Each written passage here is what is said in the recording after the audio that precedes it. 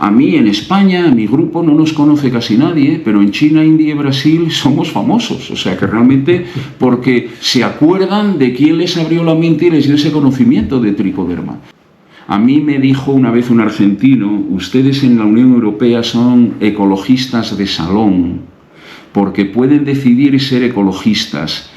Yo vivo en Formosa, que es una provincia argentina entre Paraguay y Brasil, la más pobre de Argentina, y nosotros somos ecologistas por obligación. Yo estoy aquí en la Universidad de Buenos Aires atendiendo al curso que estás impartiendo porque yo quiero tener conocimientos de tricoderma, porque es la única herramienta que me permite producir, pero no ecológicamente, simplemente producir porque no tenemos plata para pagar agroquímicos. Había en aquel entonces tres países que eran unos muertos de hambre, pobres, oficialmente pobres, que se llamaban, puede sonar a los más jóvenes, les puede sonar a chiste lo que digo, se llamaban China, se llamaban India y se llamaban Brasil. Cuando nosotros éramos pequeños, se pedían con unas huchas el domu, y se pedía a las señoras por la calle, los niños pedían dinero con una hucha que era una cabeza de un chinito y una cabeza de un indio. Ahora mismo vas por la calle pidiendo dinero para los chinos y no te da nadie. Obviamente, que me dé el chino a mí el dinero. Pero entonces eran países pobres. Entonces esos países pobres, ¿qué pasa? No tenían dinero para pagar los agroquímicos que vendían las multinacionales. ¿Qué pasaba? Que tenían que comer. De alguna manera tenían que proteger sus cultivos, porque en China, en India y en Brasil viven muchos millones de personas. ¿Qué pasa entonces? Que tuvieron que aplicar el ingenio. Y aplicaron el ingenio y dijeron, anda, si hay por ahí un hongo que se llama tricoderma, que protege. No eran ecologistas. Entonces, ahora mismo, ¿qué hacen las grandes multinacionales? Están comprando empresas pequeñas que fabrican tricoderma para tener en su portfolio, en su cartera de productos, el control biológico que les demandan en China, India y Brasil. Entonces, yo no soy la empresa que contamina, sino que yo soy ecologista. Es lo que ahora mismo hay muchas empresas de la Unión Europea y aquí en España, ¿no?, que quieren dar la imagen verde. O sea, ya estoy harto de contaminar y como vende lo verde y lo ecológico, pues voy a ser verde y ecológico. Y a una publicidad muy fuerte. Entonces ahora mismo estas empresas se han dedicado, aunque solo sea para tener la coartada de hacer sus anuncios verdes y ecológicos, se han dedicado a comprar empresas de tricoderma. Bueno, ¿qué pasó con aquella spin-off de la Universidad de Salamanca? Bueno, que llega un momento la vendimos porque ahora mismo la tiene una multinacional francesa, ¿no? Esa fue la historia de la empresa aquella que generamos desde la Universidad de Salamanca. Hoy en día son empresas, grupos, corporaciones más fuertes las que se han ido apoderando de las pequeñas empresas que con mucho esfuerzo, con muchas ganas, permitieron que se instaurara tricoderma en la agricultura moderna.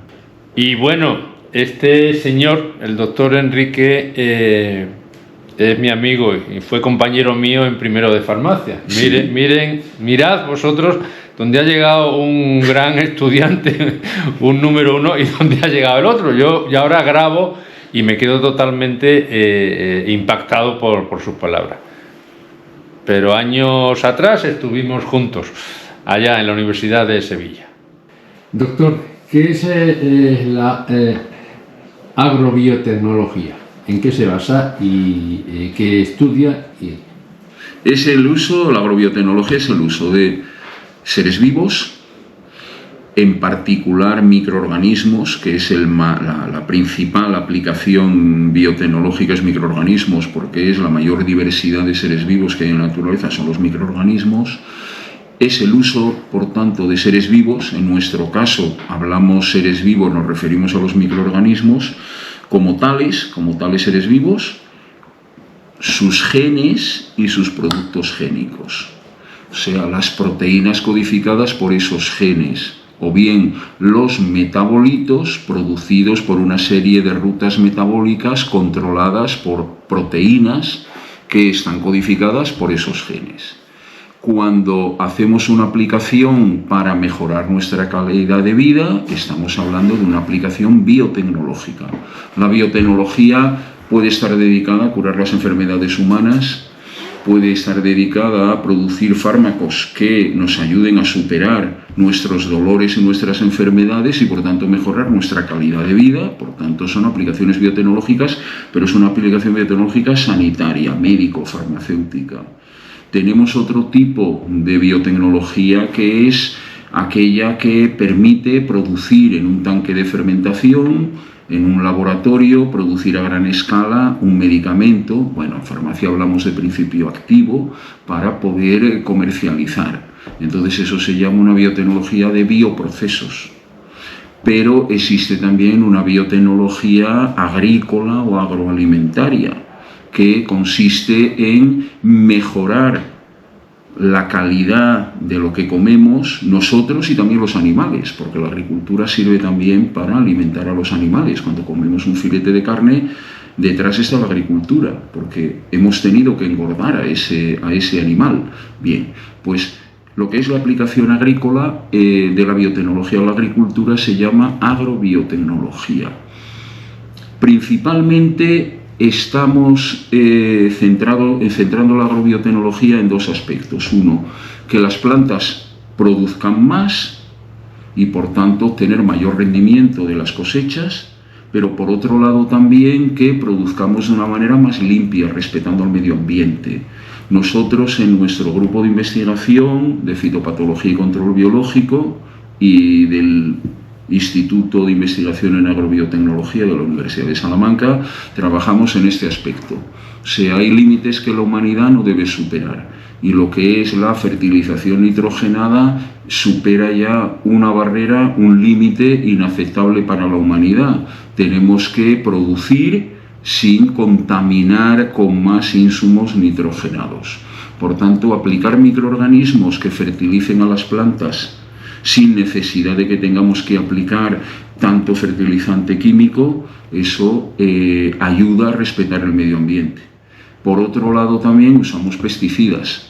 Si utilizamos microorganismos que luchen contra las plagas y las enfermedades de las plantas, de los cultivos, y no tenemos necesidad de usar agroquímicos, moléculas tóxicas que se introducen en la cadena alimentaria y llegan a nosotros y nos pueden producir enfermedades, pues mucho mejor. Entonces, la aplicación de microorganismos, bien, repito, como tales, bien sus proteínas y sus metabolitos, o bien la utilización de un gen para mejorar una cualidad de la planta, bien que se defienda del ataque de patógenos, bien porque tenga una captación de nutrientes mucho más eficiente y por tanto necesite menos fertilizantes químicos, o bien porque aumente la calidad del producto, de la calidad de los frutos que dé esa planta.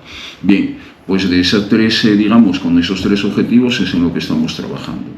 Los neófitos, vamos a definir primero qué es un hongo. Bueno, un hongo es un ser vivo, ¿vale?, que es... ¿Vegetal o animal? No, es un hongo. Dentro de la evolución, bueno, voy a empezar a contar entonces muy atrás. Claro, porque hay posiblemente muchas personas que puedan ver que no han estudiado farmacia o que no se han quedado y que en el bachiller el hongo ya se quedó. Sí, bueno, pues entonces nada, los primeros seres vivos que se desarrollaron sobre el planeta Tierra fueron bacterias. Y el mundo estaba lleno el planeta tenía bacterias.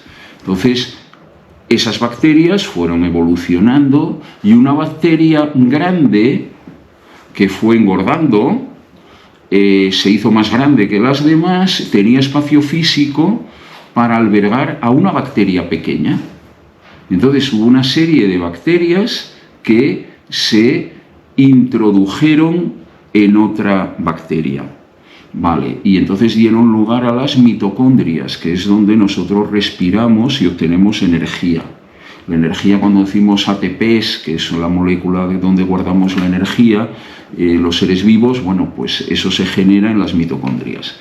Pero ¿cómo esa bacteria se hizo gorda? Bien, Dentro de las bacterias hubo bacterias que evolucionaron iguales siendo bacterias y otras bacterias que evolucionaron resistiendo ambientes extremos muy hostiles en el planeta, como crecer en un volcán submarino, donde no hay agua, donde no hay oxígeno y donde el agua que sale de ese volcán está a altísimas temperaturas. Pensamos, ¿alguien puede sobrevivir por encima de 100 grados que hierve el agua? Pues sí, hay seres vivos que son aquellas bacterias que evolucionaron dando otro tipo de bacterias. Esas bacterias pasaron a llamarse arqueas.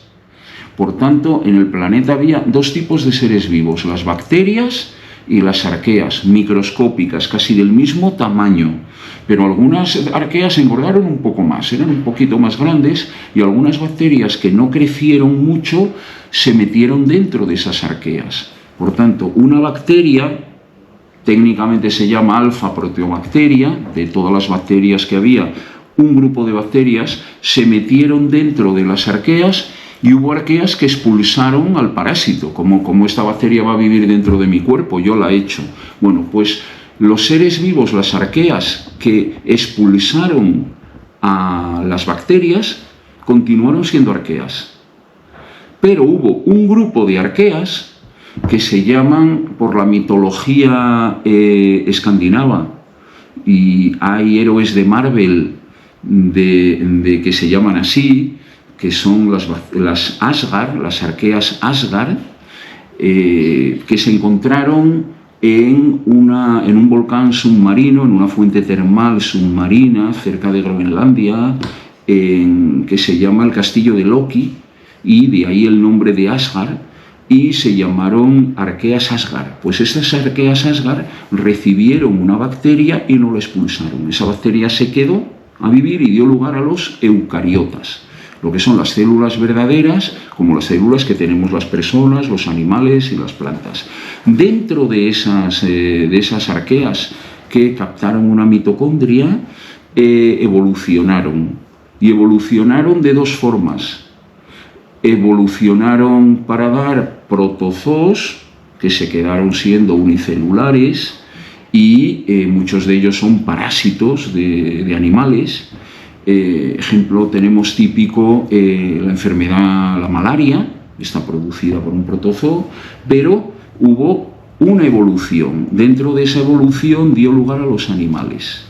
Pero antes de ser animales móviles, porque nos movemos, porque somos fagotrofos, tenemos que buscar comida, ingerir con la boca, ¿no? Tenemos que buscar el alimento. Hubo otros seres vivos mucho más cómodos, que eran inmóviles, no tenían necesidad de moverse, porque se nutrían absorbiendo nutrientes a través de la superficie de su cuerpo, a través de la pared. Y estos son los hongos.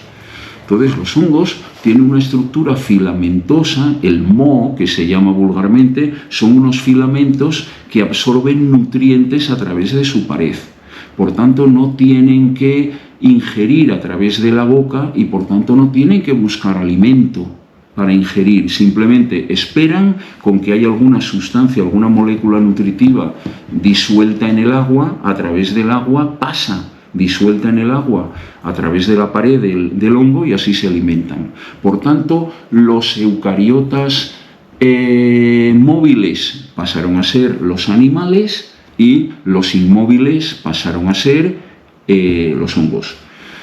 Dentro de los móviles, los protozoos son móviles. ¿Y los vegetales ahí? No, es que claro, cuando la mitocondria entró, o sea, la bacteria parasitó una arquea Asgard, dio lugar a protozoos, que eran móviles, desarrollaron tejidos para dar de protozoos a animales, o desarrollaron unas estructuras filamentosas que absorbían nutrientes, que eran los hongos.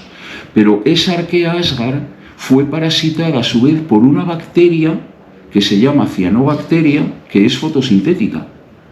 Entonces teníamos una arquea que tenía por un lado la mitocondria, que en el futuro le permitiría ser protozoo, hongo o animal. Pero fue parasitada por una bacteria fotosintética. Entonces empezó a hacer fotosíntesis y teníamos un ser vivo que desarrolló tejidos para ser fotosintético. Y aquí tenemos dos tipos de seres vivos. Unos, los que pasaron a ser fotosintéticos y expulsaron la cianobacteria, y entonces dieron lugar a un reino que hoy se conoce como cromista, y los que no expulsaron la cianobacteria. Los que no expulsaron la cianobacteria dieron lugar al reino vegetal. Entonces tenemos reino vegetal, una Archaea asgar, que es parasitada por una bacteria y por una cianobacteria fotosintética.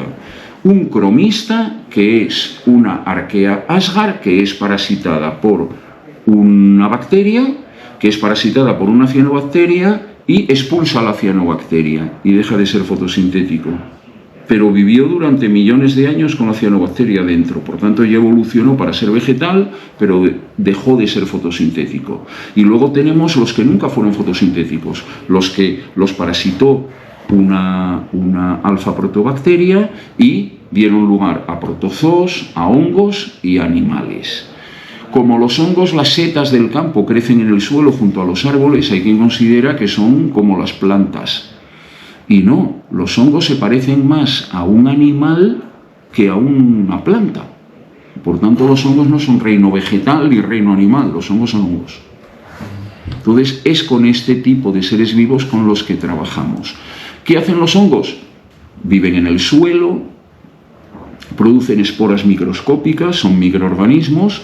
Lo que pasa es que cuando vemos una seta en el campo es un cuerpo fructífero para producir esporas, pero es un estado muy limitado del ciclo de vida del hongo.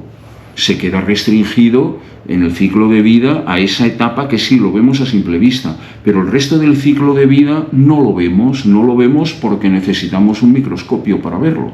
Por tanto, los hongos son microorganismos, aunque en algún momento de su vida algunos hongos formen estructuras visibles a simple vista, se pueden observar, que son las setas que recogemos en el campo, que algunas son comestibles y otras son venenosas. Y en este laboratorio se trabaja con hongos, en definitiva, para mejorar la calidad de vida de los vegetales, que claro, a su vez mejora la calidad de vida del humano. Es que los hongos, hay hongos que evolucionaron con las plantas para atacarlas y alimentarse de ellas. Los hongos son inmóviles, por tanto solamente se desplazan creciendo.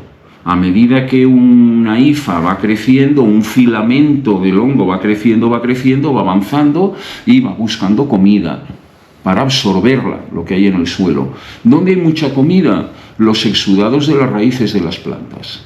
Entonces atacan a las plantas por la raíz. Cuando el hongo esporula en el suelo, pero ya al aire libre, o forma las setas que vemos, se producen esas estructuras para producir esporas microscópicas que se diseminan por el viento. Y entonces pueden caer a la parte aérea de una planta y atacarla, producirle necrosis en las hojas, producirle necrosis en los frutos y alimentarse del material vegetal aéreo. Por tanto, tenemos dos tipos de hongos, los que atacan a las plantas por abajo y los que atacan a la parte aérea. La evolución de los hongos se inició abajo, o sea, alimentándose los hongos del suelo en la rizosfera. Las plantas liberan exudados, liberan comida que los hongos utilizan. Bien, en la evolución hubo un hongo que dijo, bueno, yo voy a ser más listo que los demás.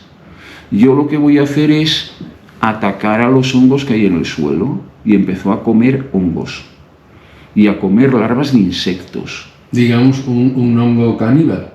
Un hongo caníbal, efectivamente. Ese fenómeno se conoce técnicamente como adelfoparasitismo, o sea, comer a sus semejantes, ¿no? Y empezó a comer hongos del suelo. Pero además empezó a comer, había muchos hongos que comían otros hongos del suelo, o sea, no era el único.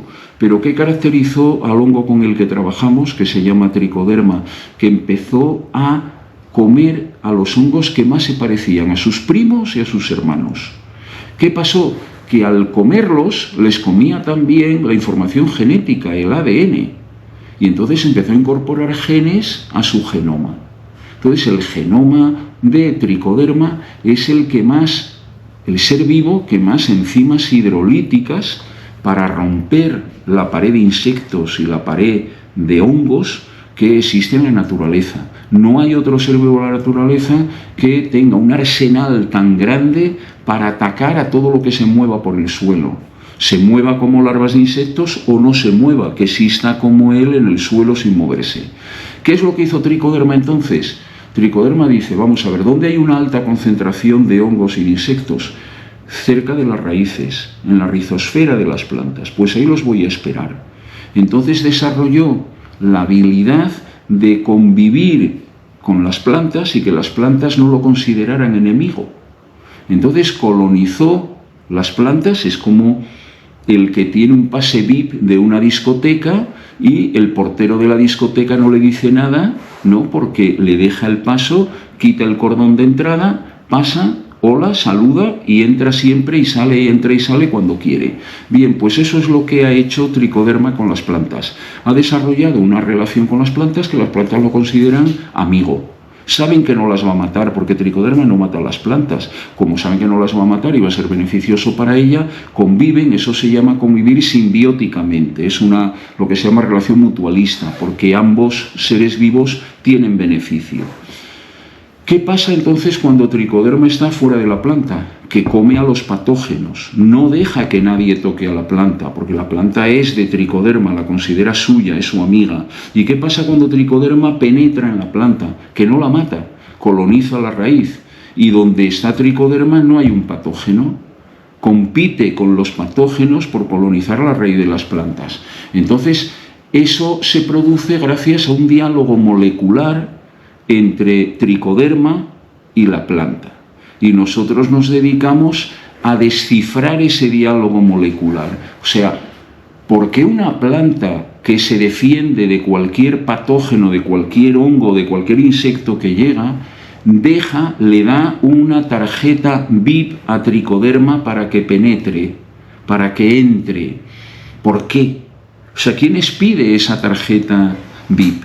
Bueno, pues eso es lo que llevamos años trabajando. O sea, cómo se produce el diálogo entre un microorganismo del suelo que es beneficioso y Tricoderma, y cómo han coevolucionado las plantas y Tricoderma para Tricoderma ser no solo su amigo, sino defenderla del ataque de patógenos. Es lo que se llama inducción de resistencia sistémica. O sea, una planta colonizada por Tricoderma en la raíz se defiende del ataque de patógenos en la parte aérea.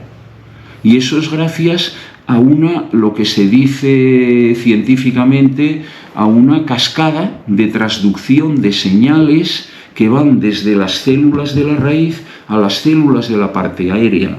¿Y cómo se transmite esas señales? Trabajamos en eso.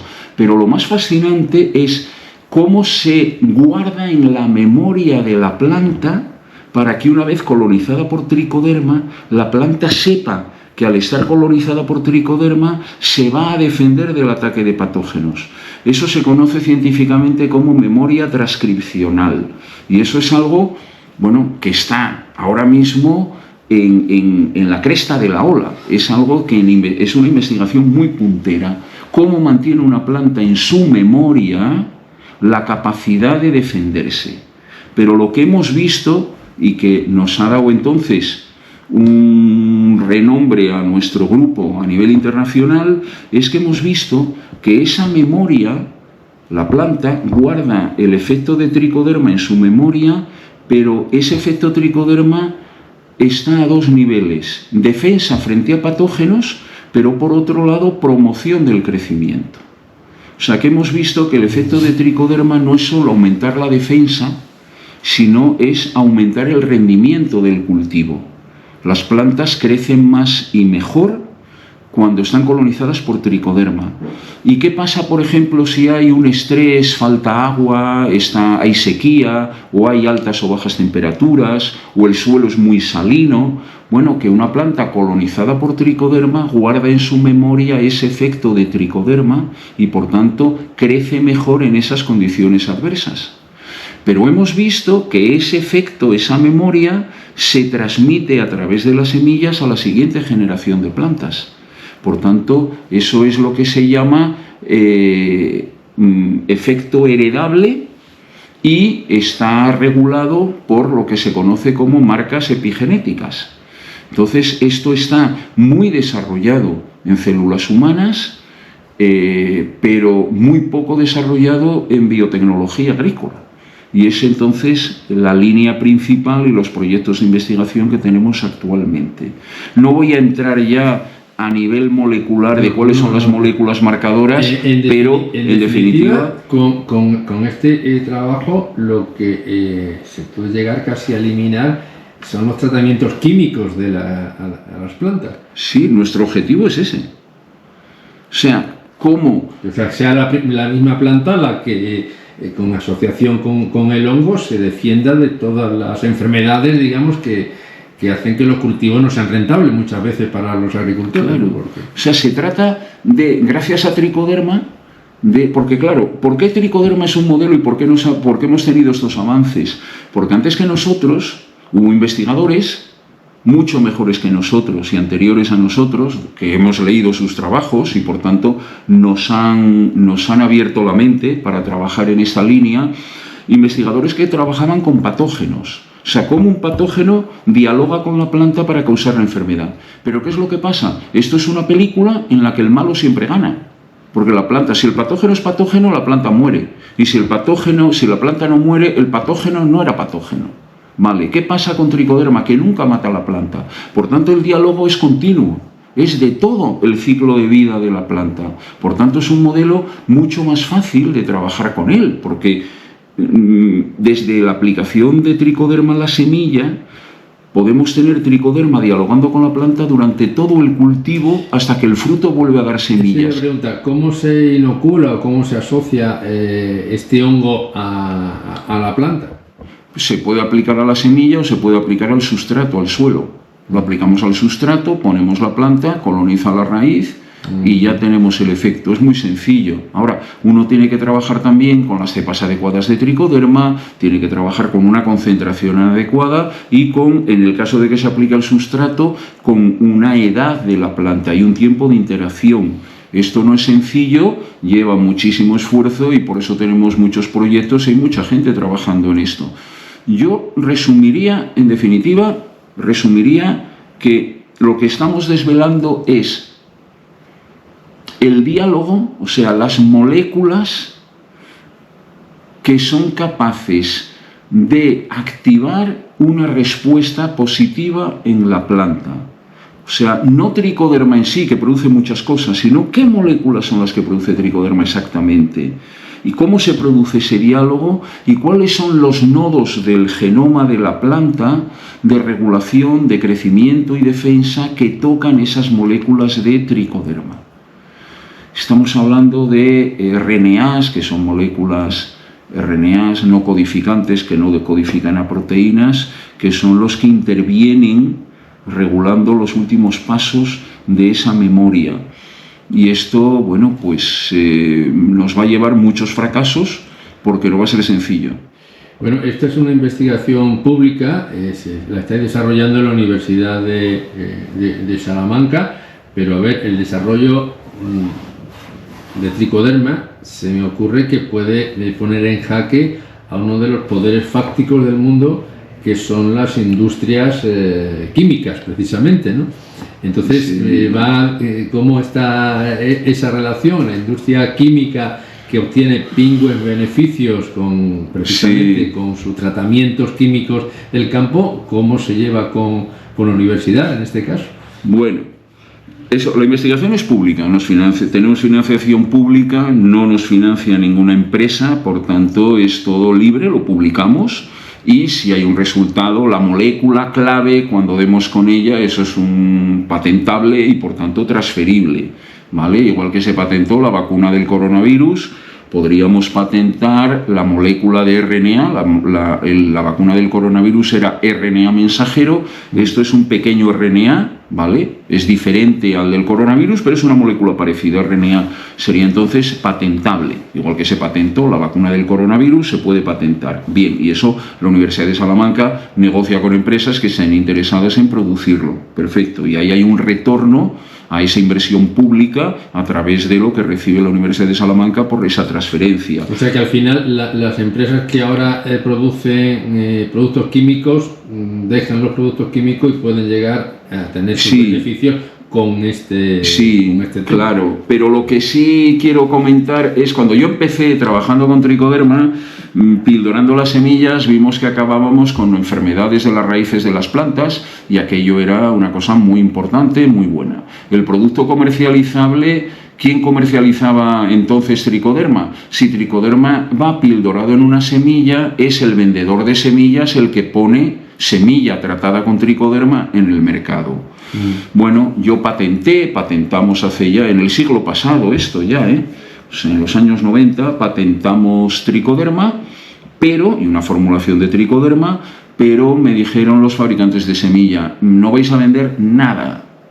¿Por qué? Y no va a estar interesado nadie en la patente. ¿Por qué? Porque es que las empresas de semillas, con el dinero que ganan vendiendo semillas, como tienen que aplicar pesticidas para proteger a las semillas, invierten en empresas de pesticidas. Luego los accionistas de las empresas de semillas están muy interesadas en que se usen pesticidas químicos. Vosotros llegáis acabando con el status quo de un negocio perfectamente establecido. Luego eso no le va a gustar a nadie. Por tanto, pasamos una serie de años en que nuestra tecnología era muy útil, muy limpia, muy válida, funcionaba, pero no le interesaba a nadie. Entonces nosotros lo que hicimos fue promover una spin-off de la Universidad de Salamanca, precisamente para poner en el mercado y poder llegar a los agricultores. Y llegamos. O sea que realmente una empresa que surgió de mi grupo, bueno, llegó a tener 27 empleados, no sé cuántas patentes, 20 y tantas patentes, tal, bueno, nada, y aquello funcionó. Coordinamos un proyecto de la Unión Europea, empezamos a trabajar en genomas. Ya eran los años 2000 cuando se secuenció el genoma humano y se hizo público, y nosotros en 2002 ya teníamos el proyecto de genoma de tricoderma. Bueno, pues aquello nos dio mucha fuerza, muchas ganas, ¿no? Pero bueno, ¿qué pasaba con la implantación de tricoderma como agente de control biológico para producir a los cultivos y reducir el uso de agroquímicos? Pues costaba tener éxito.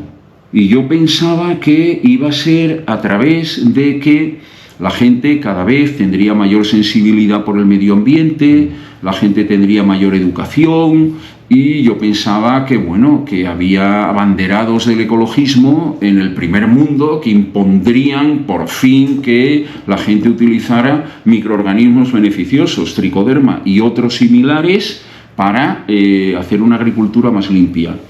Bueno, pues me equivoqué. Porque al final esto se implantó de la siguiente manera, y quiero contarlo. Había en aquel entonces tres países que eran unos muertos de hambre, pobres, oficialmente pobres, que se llamaban, puede sonar a los más jóvenes, les puede sonar a chiste lo que digo, se llamaban China, se llamaban India y se llamaban Brasil. Cuando nosotros éramos pequeños, se pedían con unas huchas, el domu, y se pedía a las señoras por la calle, los niños pedían dinero con una hucha que era una cabeza de un chinito y una cabeza de un indio. Ahora mismo vas por la calle pidiendo dinero para los chinos y no te da nadie. Obviamente, que me dé el chino a mí el dinero. Pero entonces eran países pobres. Entonces estos países pobres, ¿qué pasa? No tenían dinero para pagar los agroquímicos que vendían las multinacionales. ¿Qué pasaba? Que tenían que comer. De alguna manera tenían que proteger sus cultivos, porque en China, en India y en Brasil viven muchos millones de personas. ¿Qué pasa entonces? Que tuvieron que aplicar el ingenio. Y aplicaron el ingenio y dijeron, anda, si hay por ahí un hongo que se llama tricoderma que protege. No eran ecologistas. A mí me dijo una vez un argentino, ustedes en la Unión Europea son ecologistas de salón, porque pueden decidir ser ecologistas, Yo vivo en Formosa, que es una provincia argentina entre Paraguay y Brasil, la más pobre de Argentina, y nosotros somos ecologistas por obligación. Yo estoy aquí en la Universidad de Buenos Aires atendiendo al curso que estás impartiendo porque yo quiero tener conocimientos de tricoderma, porque es la única herramienta que me permite producir, pero no ecológicamente, simplemente producir porque no tenemos plata para pagar agroquímicos. Bien, ¿qué pasó con toda esta gente que no tenía dinero para pagar agroquímicos, que empezaron a producir con tricoderma? ¿Y qué pasó? Que siguieron produciendo. ¿Y qué pasó con China, India y Brasil? Que se convirtieron en países, en potencias económicas de primer orden mundial. Y cuando han llegado las empresas de agroquímicos, oye, ahora que eres rico, sí que te quiero vender. ¿Y qué han dicho? No, yo he llegado hasta aquí creyendo en tricoderma, yo sigo creyendo en tricoderma. Yo no necesito moléculas químicas. Si he llegado, he recorrido este camino, quiero seguir en este camino. Entonces, a mí en España, a mi grupo no nos conoce casi nadie, pero en China, India y Brasil somos famosos. O sea que realmente porque se acuerdan de quién les abrió la mente y les dio ese conocimiento de tricoderma. Entonces, ahora mismo, ¿qué hacen las grandes multinacionales? Están comprando empresas pequeñas que fabrican tricoderma para tener en su portfolio, en su cartera de productos, el control biológico que les demandan en China, India y Brasil. Entonces, yo no soy la empresa que contamina, sino que yo soy ecologista.